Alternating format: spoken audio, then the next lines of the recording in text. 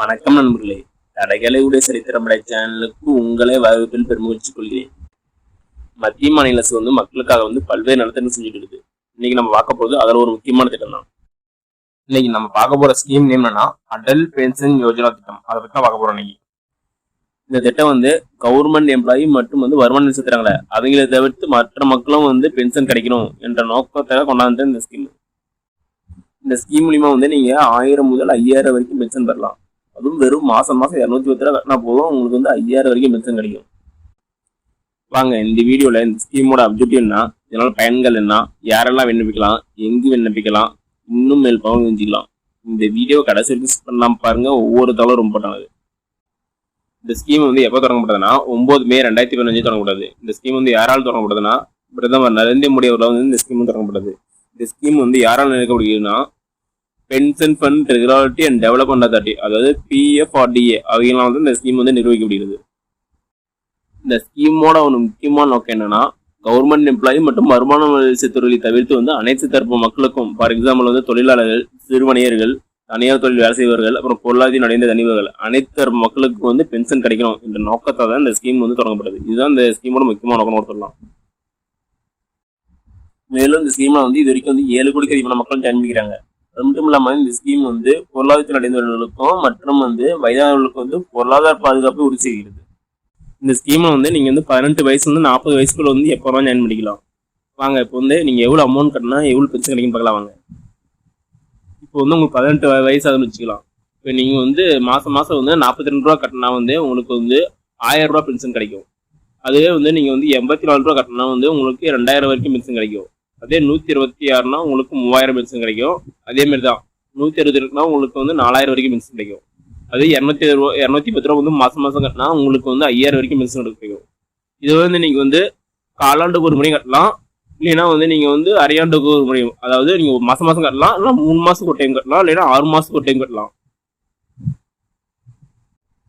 இந்த டேபிள் மாசம் கட்டுறது மட்டும் தான் நான் டிஸ்பிளே பண்ணிக்கிறேன். அதுவே இன்ட்டு 3 பண்ணா உங்களுக்கு 3 மாசம் ஒரு கட்டுற அமௌண்ட் வரும். அதே இன்ட்டு 6 பண்ணா நீங்க 6 மாசத்துக்கு கட்டுற அமௌண்ட் வரும். இப்போ நீங்க 19 ஜாயின் பண்றீங்க, உங்களுக்கு பென்ஷன் மாசம் 1000 ரூபாய் கிடைக்குன்னா நீங்க மாசம் 46000 ரூபாய் கட்டணும். அதே பென்ஷன் உங்களுக்கு 2000 ரூபாய் கிடைக்குன்னா மாசம் 92 ரூபாய் கட்டுற மாதிரி வரும். அதே பென்ஷன் 3000 கிடைக்குன்னா நீங்க 138 ரூபாய் கட்டுற மாதிரி வரும். அதே பென்ஷன் 4000 ரூபாய் வேணும்னா 183 ரூபா மாசம் கட்டணும். அதே பென்ஷன் 5000 ரூபாய் கிடைக்குன்னா 220 ரூபாய் வரைக்கும் கட்டுற மாதிரி வரும். இது மாசம் உங்களுக்கு இது 3 மாசம் ஒரு டைம் கட்டணும் கட்டிக்கலாம். அப்படி இல்லைன்னா நீங்க 6 மாசம் ஒரு டைம் கட்டலாம். 3 மாசம்னா இருக்கிற அமௌண்டோட இன்ட்டு 3 போட்டுக்கிறாங்க. அதே 6 மாசம் ஒரு டைம் கட்டினா இருக்கிற அமௌண்டோட இன்ட்டு 6 போட்டுக்காங்க. அதே இப்போ நீங்க 39 வயசு ஜாயின் பண்றீங்கன்னா உங்களுக்கு மாசம் 1000 ரூபா பென்ஷன் கிடைக்குன்னா உங்களுக்கு நீங்க மாசம் 267 ரூபா கட்டுற மாதிரி வரும். அதே 2000 ரூபா உங்களுக்கு பென்ஷன் கிடைக்குன்னா 528 ரூபா கட்டுற மாதிரி வரும். அதே மாதிரி பாருங்க, உங்களுக்கு மாசம் பென்ஷன் 5000 ரூபா கிடைக்குன்னா 1318 ரூபா கட்டணும் மாசம் 39 வயசு ஜாயின் பண்ணும்போது. நெக்ஸ்ட் ஆல்ரெடி சொன்னதான், நீங்க மாசம் அமௌண்ட் கட்டிக்கலாம், இல்லைனா காலாண்டுக்கு ஒரு முறை 3 மாசம் டைம் கட்டிக்கலாம், இல்லைன்னா அரையாண்டுக்கு ஒரு முறை 6 மாசத்துக்கு வரைக்கும் நீங்க அமௌண்ட் கட்டிக்கலாம். உங்களுக்கு பென்ஷன் 1000ல 5000 வரைக்கும் கிடைக்கும். நீங்க கட்டுற அமௌண்ட் தகுந்த மாதிரி அது மாறும். நெக்ஸ்ட் இதுக்கு என்னென்ன தகுதி பார்க்கலாங்க. நீங்க ஃபர்ஸ்ட் இந்திய குடிமகனாக இருக்கணும். உங்களுடைய வயசு 18 to 40 இருக்கணும். நெக்ஸ்ட் அது இல்லாமல் நீங்க வருமான வரி செலுத்துவர் அல்லாதவராக இருக்கணும், இல்லைன்னா கவர்மெண்ட் எம்ப்ளாயி இருக்கக்கூடாது. இதெல்லாம் இருந்தால் இந்த ஸ்கீமுக்கு நீங்க எலிஜிபிள். இப்போ ஏதாவது ஒரு மாசம் நீங்க அமௌண்ட் கட்ட தேவைன்னா அதுக்கு பெனால்ட்டி இருக்குது. இப்போ 100 ரூபா வரைக்கும் நீங்க மாசம் 100 ரூபாய்க்குள்ள கட்டிட்டு வரீங்கன்னா உங்களுக்கு 1 ரூபா பெனால்ட்டி இருக்குது. இப்போ மாசம் நீங்க 100 to 500 வரைக்கும் கட்டினா உங்களுக்கு 2 ரூபா பெனால்ட்டி. அதே 500 to 1000னா உங்களுக்கு 5 ரூபா வரைக்கும் பெனால்ட்டி இருக்குது. இப்போ நீங்க 1000 ரூபாய்க்கு மேல மாசம் கட்டிக்கிறீங்கன்னா ஏதாவது மாசம் கட்ட தவறுனா உங்களுக்கு 10 வரைக்கும் பெனால்ட்டி போடுவாங்க. இப்போ நீங்க 6 மாசம் வரைக்கும் கட்டலாம். உங்க அக்கௌண்ட் என்னன்னா ஃப்ரீஸ் ஆயிரும். சம் ப்ரொசீஜர்ல இருக்குது, அதை பேஸ் பண்ணி நீங்க திரும்ப அக்கௌண்ட் ஓப்பன் பண்ணிக்கலாம். அதுவே நீங்க 12 மாசம் வரைக்கும் நீங்க அமௌண்ட் கட்ட முடிச்சிங்கன்னா உங்க அக்கௌண்ட் டீஆக்டிவேட் ஆயிரும். நீங்க அக்கௌண்ட் திரும்ப ஓப்பன் பண்ண முடியாது, ஆனா கட்டண அமௌண்ட் திரும்ப எடுத்துக்கலாம். இப்போ நீங்க 24 மாசம், அதாவது 2 வருஷம் வரைக்கும் நீங்க எந்த அமௌண்ட் கட்டினா உங்க அக்கௌண்ட் டோட்டலா க்ளோஸ் ஆயிரும். நீங்க கட்டின அமௌண்ட் உங்களால எடுக்க முடியாது.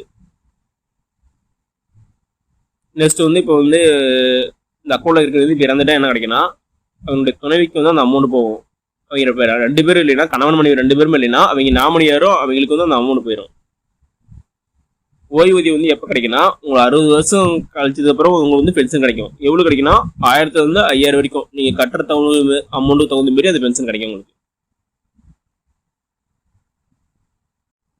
மேலும் இந்த ஸ்கீமுக்கு வந்து என்னென்ன டாக்குமெண்ட்னா, ஃபர்ஸ்ட் வந்து விண்ணப்பதார புகைப்படம், 2 அடையாள அட்டை, 3 வந்து முகவரி சான்று வேணும், நெக்ஸ்ட் வந்து Aadhaar card, next bank account இல்லைன்னா வந்து போஸ்ட் ஆஃபீஸோட அக்கௌண்ட், நெக்ஸ்ட் வந்து வங்கிகள் கேட்க ஒரு சில ஆவணங்கள்லாம். நெக்ஸ்ட் இந்த ஸ்கீமுக்கு வந்து எப்படி அப்ளை பண்ணலாம், உங்கள் ஊருக்கு அருகில் உள்ள பொதுத்துறை மற்றும் தனியார் வங்கியில் அப்ளை பண்ணலாம். அப்படி இல்லைன்னா அஞ்சல் அலுவலகத்தில், அதாவது போஸ்ட் ஆஃபீஸில் போய் அப்ளை பண்ணிக்கலாம். மேலும் இந்த ஸ்கீம் பற்றி ஏதாவது டவுட்னா இந்த வங்கியிலையோ இல்லை தபால் அலுவலகத்திலையோ போய் கேட்டால் வந்து அவங்க வந்து ஃபுல்லாக சொல்லுவாங்க. ஓகே நம்பர்களே, இந்த வீடியோ உங்களுக்கு பிடிச்சிருந்தா லைக் அண்ட் சப்ஸ்கிரைப் பண்ணுங்க. முடிஞ்சா மற்றவங்க ஷேர் பண்ணுங்க. நான் போடுற வீடியோ நோட்டிஃபிகேஷன் ஒன்று வேணும்னா பெல் ஐக்கனை கிளிக் பண்ணுங்க. அது மட்டும் இல்லாமல் தமிழ்நாடு கவர்மெண்ட் மற்றும் ஜென்ரல் கவர்மெண்டோட எந்த ஸ்கீம் பற்றி தெரிஞ்சுக்கனாலும் கமெண்ட் பாக்ஸில் கமெண்ட் பண்ணுங்க. அப்புறம் வீடியோவில் அந்த ஸ்கீம் பற்றி நான் டீட்டா போடுறேன். நன்றி, வணக்கம்.